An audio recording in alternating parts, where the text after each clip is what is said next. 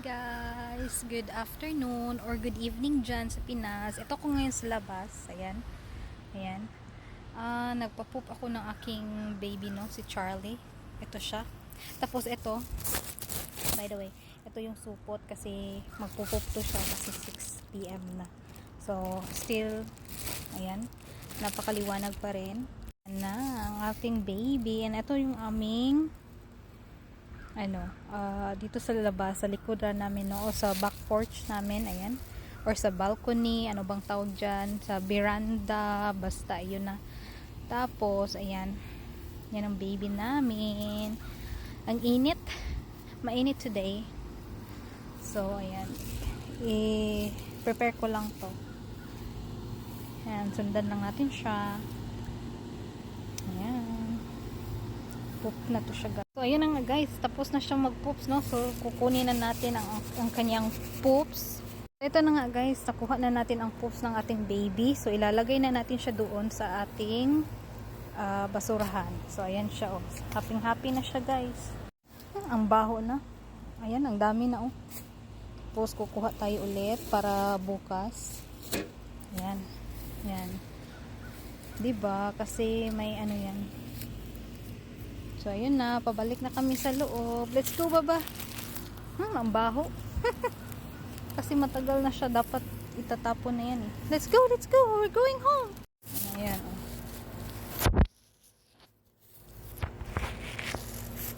Let's go, let's go. Run.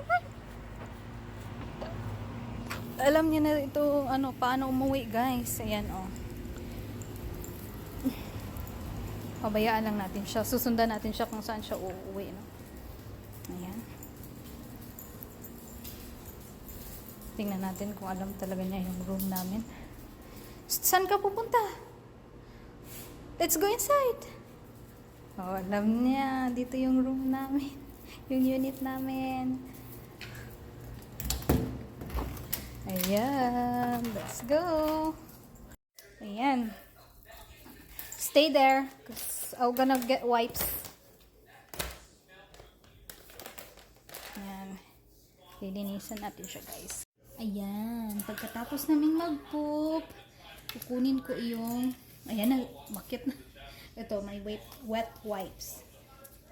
Good job. You poop? Good job. Ayan. Let's go. Ayan. Tapos, kukunin natin to. Let's clean you.